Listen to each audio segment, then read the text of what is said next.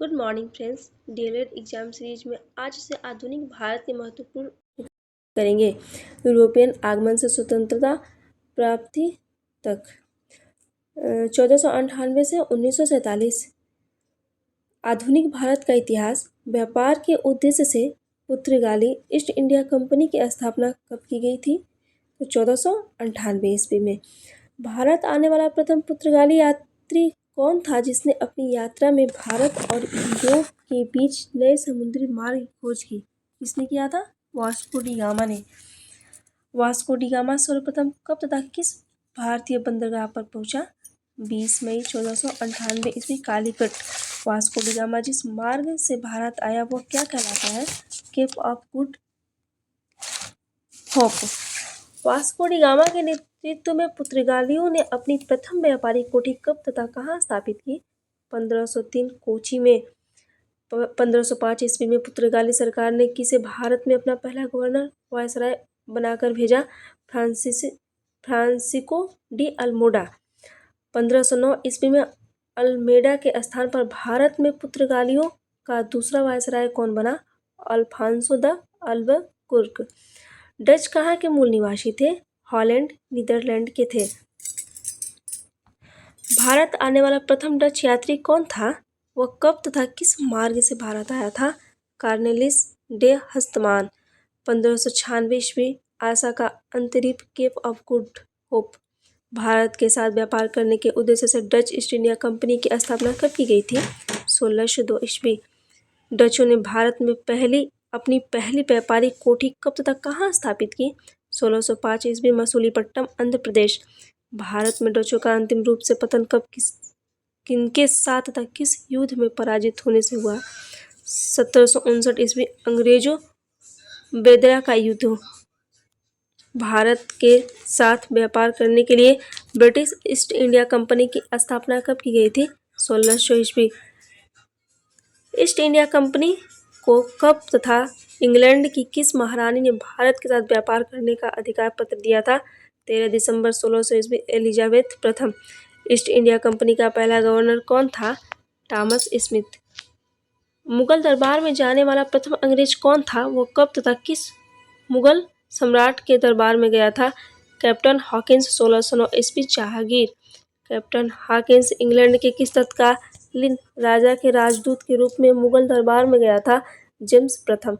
Captain Hawkins को जहांगीर ने कहाँ एक व्यापारिक कोठी खोलने की अनुमति प्रदान की? यह अनुमति किसके दबाव में रद्द कर दी गई? सूरत पुर्तगालियों के दबाव में रद्द कर दी गई थी। पुर्तगालियों को एक युद्ध में पराजित कर अंग्रेजों ने अपनी पहली व्यापारिक कोठी कब तथा कहाँ स्थापित की? 1613 ईस्वी सूरत में। 1615 ईस्वी में सम्राट जेम्स प्रथम ने किसे अपना राजदूत बनाकर मुगल सम्राट जहांगीर के दरबार में भेजा? Sir Thomas Roe. प्रथम कर्नाटक युद्ध कब तथा किसके बीच हुआ था? 1746 से 48 ईस्वी अंग्रेज और फ्रांसीसी के बीच में हुआ था कर्नाटक युद्ध। द्वितीय कर्नाटक युद्ध कब तथा किसके बीच हुआ? 1749 से 1754 ईस्वी अंग्रेज फ्रांसीसी के साथ चला था। द्वितीय कर्नाटक युद्ध के समय भारतीय क्षेत्रों का फ्रांसीसी गवर्नर कौन था जिसकी हार हुई? डुब्ले था वो। तृतीय कर्नाटक युद्ध कब तथा किसके बीच हुआ? 1758 से 1763 ईस्वी अंग्रेज और फ्रांसीसी। तृतीय कर्नाटक युद्ध में किसकी हार हुई? फ्रांसीसियों की। कब तथा किस युद्ध द्वारा तृतीय कर्नाटक युद्ध समाप्त हुआ? 1763 ईस्वी पेरिस की संधि द्वारा। प्लासी का युद्ध कब तथा किसके बीच हुआ था? 23 जून 1757 ईस्वी अंग्रेज व बंगाल के नवाब के साथ हुआ था। प्लासी के युद्ध में अंग्रेज सेनापति कौन था? रॉबर्ट क्लाइव था। प्लासी के युद्ध के समय बंगाल का नवाब कौन था? उसे अपने किस सेनापति की धोखाधड़ी के कारण पराजित होना पड़ा था? सिराजुद्दौला मीर जाफर। प्लासी के युद्ध के बाद अंग्रेजों ने किसे बंगाल का नवाब बना दिया था? मीर जाफर को। बक्सर युद्ध में अंग्रेजों को विजय दिलाने वाला अंग्रेज सेनापति कौन था? Hector Munro. बक्सर के युद्ध के बाद अंग्रेजों ने किसे पुनः बंगाल का नवाब बना दिया? मीर जाफर को। इलाहाबाद की संधि प्रथम और दूसरी किसके बीच हुई थी? लॉर्ड क्लाइव और सिराजुद्दौला व शाह आलम द्वितीय। अगस्त 1765 प्रथम आंग्ल मैसूर युद्ध कब हुआ? 1767 से 69 ईस्वी। प्रथम आंग्ल मैसूर युद्ध किसकी अंग्रेजों को भारत से बाहर निकलने की इच्छा का परिणाम था? हैदर अली। प्रथम आंग्ल मैसूर युद्ध के समय अंग्रेजी क्षेत्रों का गवर्नर कौन था? वेरेलस्ट। प्रथम आंग्ल मैसूर युद्ध की समाप्ति किस संधि से हुई? यह संधि कब हुई थी? मद्रास की संधि 4 अप्रैल 1769 ईस्वी। द्वितीय आंग्ल मैसूर युद्ध कब हुआ था? 1780 से 84 ईस्वी। द्वितीय आंग्ल मैसूर युद्ध किसके द्वारा तथा किस संधि के उल्लंघन का परिणाम था? अंग्रेजों मद्रास संधि।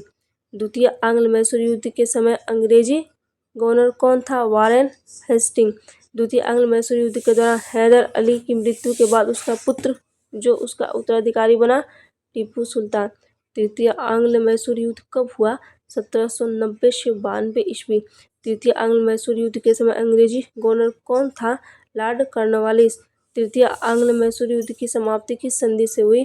श्रीरंगपट्टम की संधि 1792 ईस्वी। चतुर्थ आंग्ल मैसूर युद्ध कब हुआ था? 1799 ईस्वी। चतुर्थ आंग्ल मैसूर युद्ध के दौरान अंग्रेजी गवर्नर जनरल कौन था? Lord Wellesley. टीपू सुल्तान द्वारा अंग्रेजों की किस संधि को अस्वीकार करना ही चतुर्थ आंग्ल मैसूर युद्ध का वास्तविक कारण था? सहायक संधि।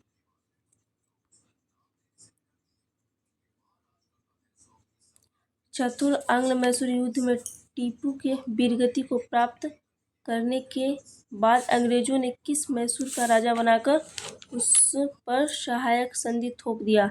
नरेश कृष्ण वोडेयार वंश। मैसूर राज्य का संस्थापक हैदर अली था। हैदर अली की मृत्यु कब तक किस आंग्ल मैसूर युद्ध के दौरान हुई थी? 1782 ईस्वी। द्वितीय टीपू सुल्तान की मृत्यु किस आंग्ल मैसूर युद्ध के दौरान तथा कब हुई? चतुर्थ 4 मई 1799 ईस्वी। टीपू ने कब तथा कहाँ पदशाह की उपाधि धारण की थी? 1787 श्रीरंगपट्टम में। हैदर अली तथा टीपू सुल्तान की राजधानी कहाँ थी? श्रीरंगपट्टम। हैदर अली का जन्म कब तथा कहाँ हुआ था? 1721 बूंदी कोट। धन्यवाद।